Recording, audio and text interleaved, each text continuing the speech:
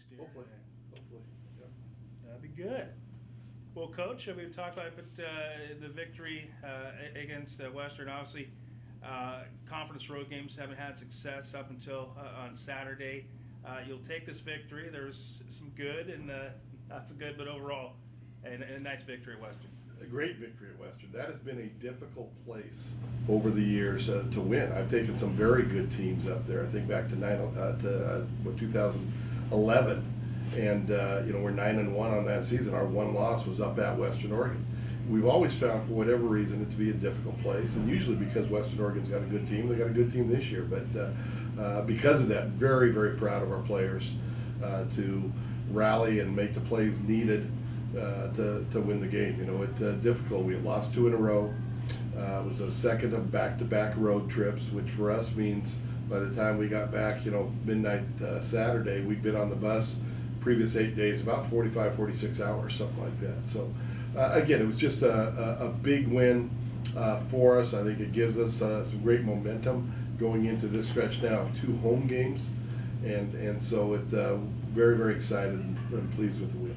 How great was it to kind of take advantage of the miscues by Western and kind of take advantage of it in the second half, to kind of have that scoring outburst to really kind of gave you guys a nice lead? You want to bottle that third quarter if you can. I mean, it was a great combination of offense, defense, and kicking game, all contributing to, what ended up being a 35-point quarter for us, and taking a game where we were down 2 at halftime in a very low-scoring game, and entering the fourth, we're up 42-16. So again, the defense did a great job of forcing some turnovers. Even though some of those turnovers were just exchange issues with Western Oregon, I still believe they're forced. It's a pressure that you apply that creates, maybe a sense of urgency by the quarterback and trying to hand the ball off or whatever. And then the offense, with that field position provided by our defense, the offense putting the ball in the end zone there. So again, really, there's a glimpse of, I think, what we can be, and let's find a way to put 4 quarters just like that together if we can. And that's been our, the thing we haven't been able to do yet is play a full 60 minutes. Even on Saturday, there were some breakdowns. We did turn the ball over 3 times offensively with 2 fumbles and an interception, a critical fumble in the fourth quarter where the game's in hand.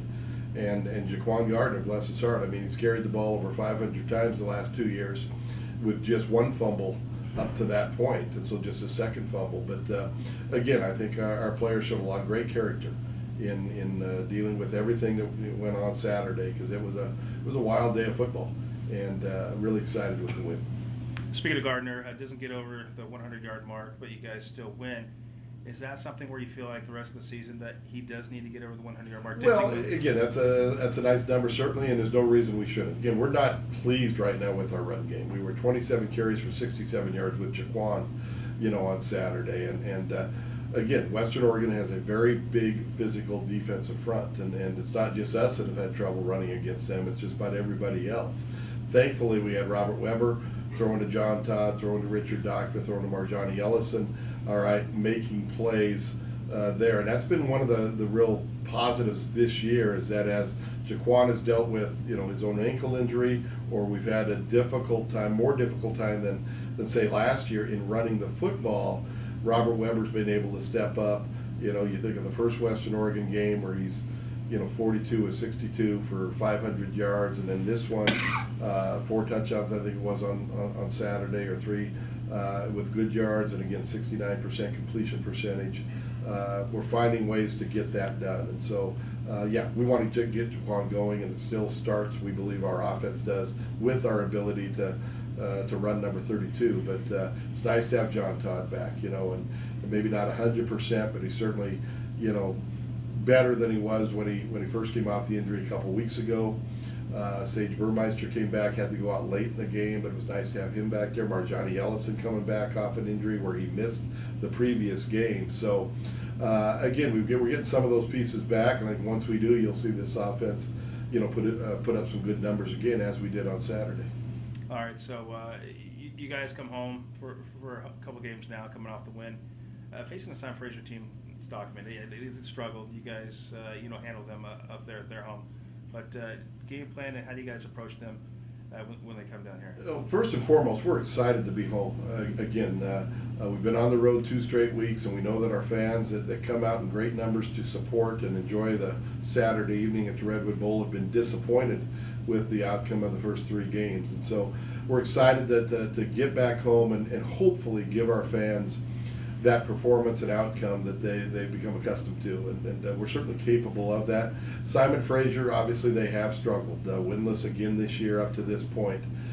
They've got talent. They've got 2 very good linebackers, the Herdman brothers, that one was a defensive player of the year in this conference last year on a winless football team. So we have seen them once. We were able to get after them. Very first play, Jaquan going 80 plus, I think it was, for a touchdown, and really controlled the game there. But they're playing better defensively.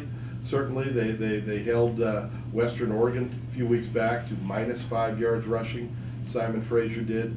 They held Azusa Pacific scoreless in the first half last week. Strange game because Azusa's offense was held scoreless, as I said, in the first half, but their defense scored 4 times, so it's 28-0 at halftime, with all 4 scores coming from the defense. But Simon Fraser, I said it first time around, I'll say it again, they're going to beat somebody in this league soon.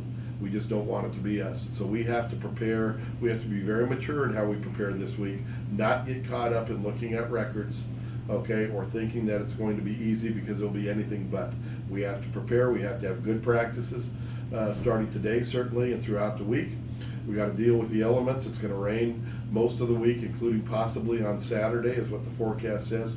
Irregardless, we got to go out and play, good, solid football. And I think this team is ready to do that. Again, gaining the momentum off of a big win like we had on Saturday is important. I think we have that. We can go back to work today knowing that there's still, over the last 3 weeks, an awful lot of football to play for.